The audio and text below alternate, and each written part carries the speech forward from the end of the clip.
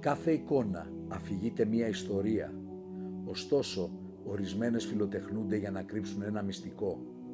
Αυτή η φθαρμένη φορητή εικόνα του Αγίου Λαζάρου, του τετραήμερου και φίλου του Χριστού, που χρονολογείται περίπου στο 1939-1940, απομακρύνεται ριζικά από τις καθιερωμένες αγιογραφικές συμβάσεις. Η λεπτομερής μελέτη της υποδηλώνει πως πρόκειται για ένα συναξάρι ζωγραφισμένο με κρυφά σημάδια. Η εικόνα αυτή συνδυάζει την ιστορική μνήμη, την τοπική ευλάβεια και μια συγκλονιστική προσωπική αφιέρωση. Κατά την εκτίμησή μας, δεν είναι απλώς ένα θρησκευτικό έργο, αλλά ένας κρυπτογραφημένος χάρτης γεννημένος από τη βαθιά πίστη και τον ιστορικό πόνο των προσφύγων.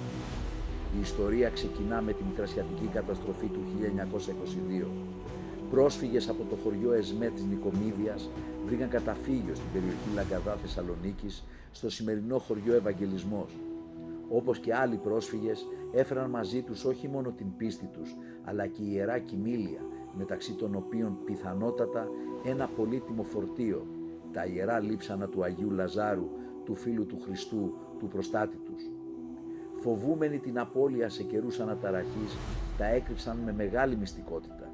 Η Άννα, μία ευλαβής γυναίκα της κοινότητας, η οποία όπως λέγεται είχε επικοινωνία με τον Άγιο, βρισκόταν στα τέλη της ζωής της. Πιστεύουμε ότι ήταν η μυστική γνώστης του σημείου απόκρυψης. Καθοδήγησε έναν περιπλανόμενο απλό ζωγράφο, υπαγορεύοντας κάθε λεπτομέρεια, με σκοπό η εικόνα να γίνει το αποτύπωμα του κρυμμένου ιερού θησαυρού.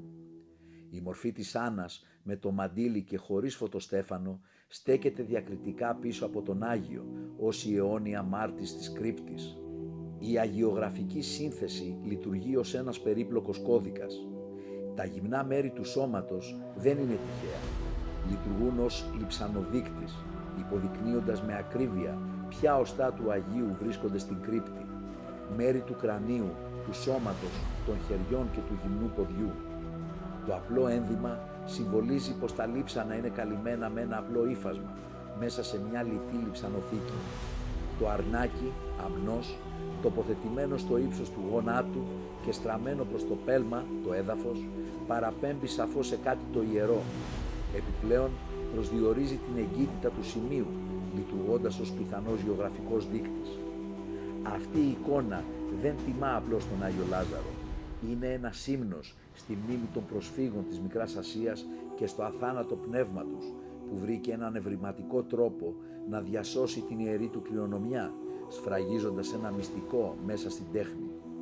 Μια ταπεινή εικόνα μετατρέπεται έτσι στο ιστορικό κλειδί για έναν κρυμμένο ιερό θησαυρό.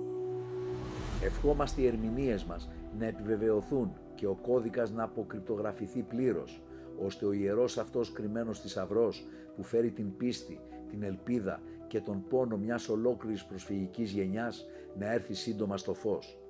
Ήθε ο Άγιος Λάζαρος να καθοδηγήσει τα βήματα όσων αναζητούν την αλήθεια και να αποκαλυφθεί το ιερό αυτό κοιμήλιο, επιστρέφοντας εκεί όπου ανήκει, στη λατρεία, την τιμή και την ιστορική μνήμη. Έχω ακούσει αρκετά για τον Άγιο Λάζαρο, τον οποίο υπεραγαπώ και ξέρω ότι συνδέεται με τη ρωμιοσύνη. Ρώτησα κάποτε, μου έκανε εντύπωση αυτή η εικόνα που υπάρχει στο εκκλησάκι εκεί στον Ευαγγελισμό, που είναι περίεργη, δεν υπάρχει πουθενά στον κόσμο που απεικονίζει τον Άγιο Λάζαρο. Και ρώτησα τον γέροντά μου στο Άγιο Όρος πώς υπάρχει αυτή η εικόνα που δεν υφίσταται πουθενά σε καμιά αγιογραφία. Και μου είπε το εξής, και είναι αποκαλυπτικό αυτό που θα πω και δεν ξέρω να έχει ξανακουστεί, ότι τα γυμνά μέλη του σώματος του Αγίου που απεικονίζονται στην εικόνα είναι ακριβώς τα λείψανα που βρίσκονται στο χωριό Ευαγγελισμός, είναι τα λείψανα που υπήρχαν στο ομώνυμο μοναστήρι του Αγίου Λαζάρου και σώθηκαν με θαυματουργικό τρόπο από τους σταυροφόρους.